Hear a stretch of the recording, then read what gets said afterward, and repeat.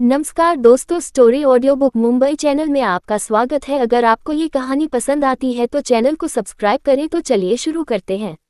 अब तक आप लोगों ने सुना कि जेल के अंदर अमरेंद्र जिंदल हर्षवर्धन को देखकर उसे उसकी आइडेंटिटी पूछता है और पूछता है कि वह कौन है, उद्धरण चिन्ह। लेकिन हर्षवर्धन उसे घूरते हुए कड़कवाज में बोला, ये तुम्हें जानने की जरूरत नहीं है कि मैं कौन हूँ। बस इतना जानना तुम्हारे लिए काफी है कि मुझे उलझना तुम्हारी औकात से बाहर है। फिर हर्षवर्धन उसे घूरते हुए बोला, क्या तुमने जितनी भी इंफॉर्मेशन दी वह सच है या नहीं। ये कहते हुए उसने अपना खतरनाक ओरा छोड़ दिया, जिस वजह से अमरेंद्र जिंदल को कपकपी दी महसूस होने लगी। समझ गया कि सामने बैठा हुआ आदमी कोई ऐसा इंसान नहीं है जिसे वह उलझा सके या फिर उसके खिलाफ जा सके। वह डरते हुए बोला, मैंने बिल्कुल सही कहा था, मैंने कुछ भी गलत नहीं कहा। हालांकि मैं बदले की आग में झुलस रहा था और मैंने काफी कुछ गलत किया, यहाँ तक कि तुमने अपने देश से भी गद्दारी की। लेकिन और अभी जो कुछ भी कहा वह सच था। ये सुनकर हर्षवर्धन गंभीर आवाज में बोला, ठीक है, इस बारे में और किसी से कुछ भी बताने की जरूरत नहीं है। फिर वह कड़क आवाज में पूछता है, अब ये भी बता दो कि हमें यहाँ बुलवाने का मकसद क्या था, क्योंकि तुम इतने दयालु तो नहीं हो सकते कि तुम इन्फॉर्मेशन ऐसे ही दे दो। ये सुनकर अमरेंद्र जिंदल को थोड़ी शर्मिंदगी महसूस हुई, लेकिन वह गंभीर आवाज में बोला, मुझे उसे शालू की मौत की पूरी इन्फॉर्मेशन चाहिए, और वह भी सॉलिड प्रूफ के साथ। मुझे तभी शांति मिलेगी। और एक बार मुझे सारे सबूत मिल गए और मुझे कन्फर्म हो गया कि वह अभी जिंदा नहीं है, उसके बाद मैं खुद को सरेंडर कर दूंगा, अपने सारे गुनाह कबूल कर लूंगा। ये सुनकर हर्षवर्धन उसकी आंखों में देखता है, जैसे खोजना चाहता हो कि क्या वह सच कह रहा है। इस वक्त जिंदल ब्रदर को भी यकीन नहीं हो रहा था, वह भी उसे ही घूर रहे थे। तभी हर्षद जिंदल बोला, लेकिन उसकी इन्फॉर्मेशन हमारे पास कैसे हो सकती है? मुझे तो उसके बारे में कुछ पता भी नहीं था, ये तो सब कुछ प्रिंसेस को पता होगा। आकाश जिंदल भी गंभीर आवाज में बोला, आपने सही कहा भाई, लेकिन प्रिंसेस तो बेहोश है। तभी हर्षवर्धन अनाया को अपनी बाहों में कसते हुए पीछे खड़े हुए रोबोट नोबिता से बोला, इसे इन्फॉर्मेशन दिखाओ, इसे जो भी जानना है वह बता दो। रोबोट नोबिता तुरंत आगे आया और उसने लैपटॉप खोलकर उसमें कुछ टाइप किया और उसके बाद स्क्रीन को अमरेंद्र जिंदल की ओर घुमा दिया। उसे पर 41-45 साल की औरत की वीडियो थी। हालांकि वह वीडियो काफी पुरानी थी, लेकिन अभी भी साफ साफ अमरेंद्र जिंदल उसमें दिख रही औरत को पहचान सकता था।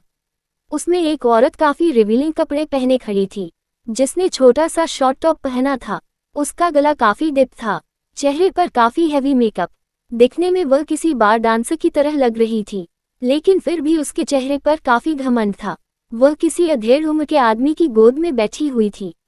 ऐसी कई सारी वीडियो स्क्रीन पर एक साथ दिख रही थी, जिसमें वही औरत अलग अलग छोटे कपड़ों में अलग अलग आदमियों के साथ मजे कर रही थी। किसी वीडियो में तो वह बिना कपड़ों के भी थी। इसे कई सारे वीडियो स्क्रीन पर नजर आ रहे थे, जिसे देखकर अमरेंद्र जिंदल को खुद पर ही घिन आ रही थी कि उसने ऐसी औरतों पर यकीन किया। थोड़ी ही देर में कंप्यूटर स्क्रीन पर वीडियो बदल गई, जिसमें वह औरत अलग अलग हॉस्पिटल में जा रही थी खुद का इलाज करवाने के लिए। वह काफी बीमार लग रही थी। उसका वह मेकअप से पोता हुआ चेहरा और काफी मुरझा गया था। उसकी हालत बहुत ज्यादा खराब हो चुकी थी, लेकिन फिर भी वह कई सारे मर्दों के साथ मजे कर रही थी। दरअसल उस औरत को एड्स हो गया था और वह बहुत ज्यादा हताश हो चुकी थी।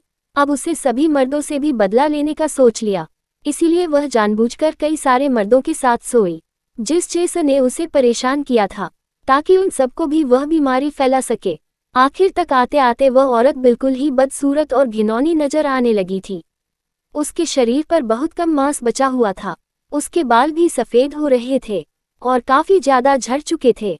उसकी शारीरिक ताकत भी कम हो चुकी थी और वह अस्पताल के चक्कर काट रही थी। आखिरी एक वीडियो में वह औरत कई सारे लोगों के साथ घिरी हुई थी और उसे बांध कर रखा गया था।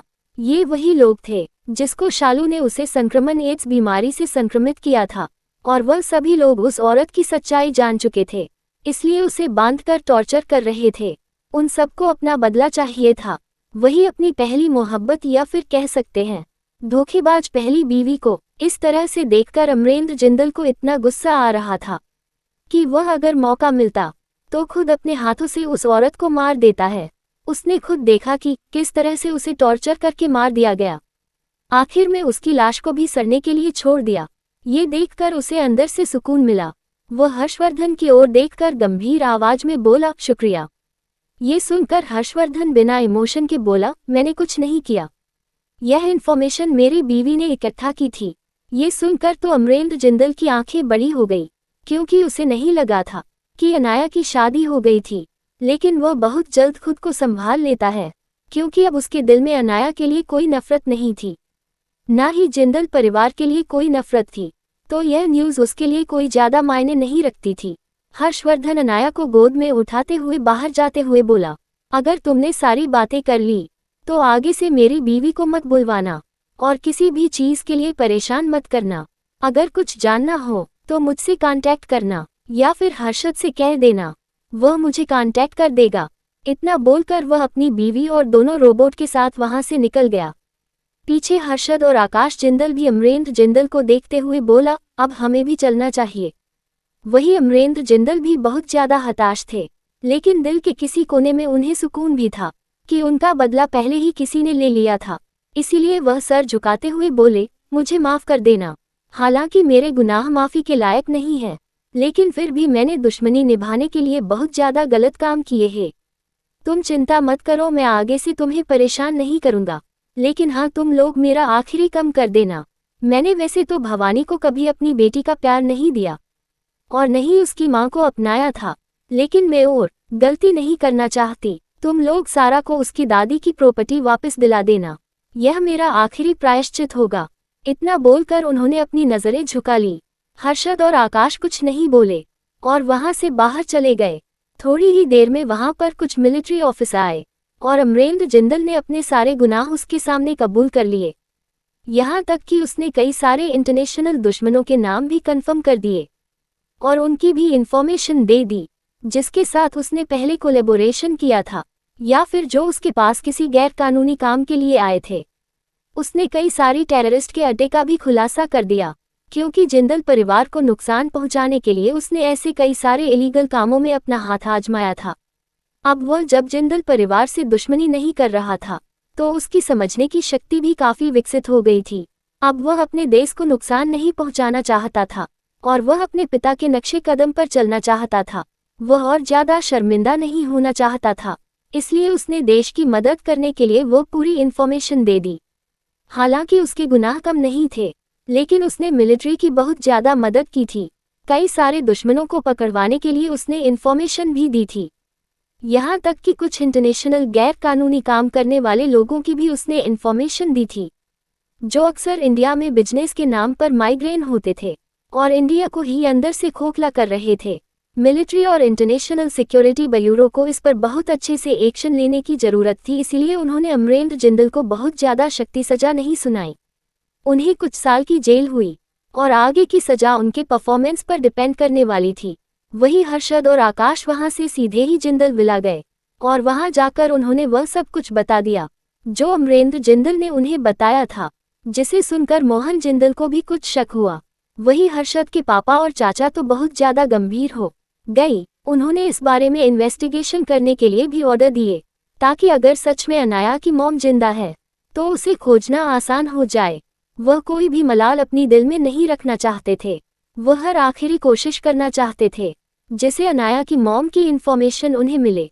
पहले वह हकीकत नहीं जानते थे और किसी न किसी तरह उन्हें लग रहा था कि इन सब के पीछे जरूर कोई बड़ी साजिश है या फिर कोई ऐसा राज छुपा हुआ है जिस बारे में वह नहीं जानते।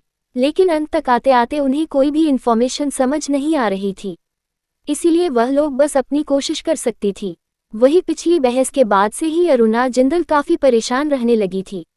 एक तो उनके पति मोहन जिंदल ने उन पर ध्यान देना छोड़ दिया था, क्योंकि वह अपनी बीवी को समझा समझा कर थक चुके थे कि अब सारा उनकी जिंदगी का हिस्सा नहीं है। लेकिन जब भी सारा कुछ कहती अरुणा जिंदल उसे मान लेती, और पिछली बार तो उन्होंने उस वजह से अनाया को भी नाराज कर दिया था। हालांकि वह अनाया को पसंद नहीं करती, ऐसा नहीं था, बस बात सिर्फ इतनी थी कि वह सारा की बातों पर यकीन कर लेते थे और अनाया जिसे चापलूसी करना नहीं आता था और न ही वह मीठी मीठी बातें करती थी, जिस वजह से वह हमेशा से ही अरुणा जिंदल से वह कटी कटी रहती थी। इसी वजह से मोहन जिंदल अपनी बीवी पर बहुत ज्यादा नाराज हुए और उनके बीच तनाव भी बढ़ गया, क्योंकि सालों से मोहन जिंदल ने उन्हें किसी बच्चे की तरह ट्रीट किया था और वो उन्हें बहुत ज्यादा प्यार करते थे। यहाँ तक कि उनके बच्चे या फिर उनके पोते भी अगर कुछ कहते तो मोहन जिंदल उन लोगों को पनिशमेंट दे देते थे।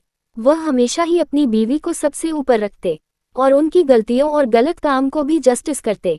लेकिन अब बात अनाया की थी और वह अनाया को बिल्कुल भी नाराज नहीं करना चाहते थे।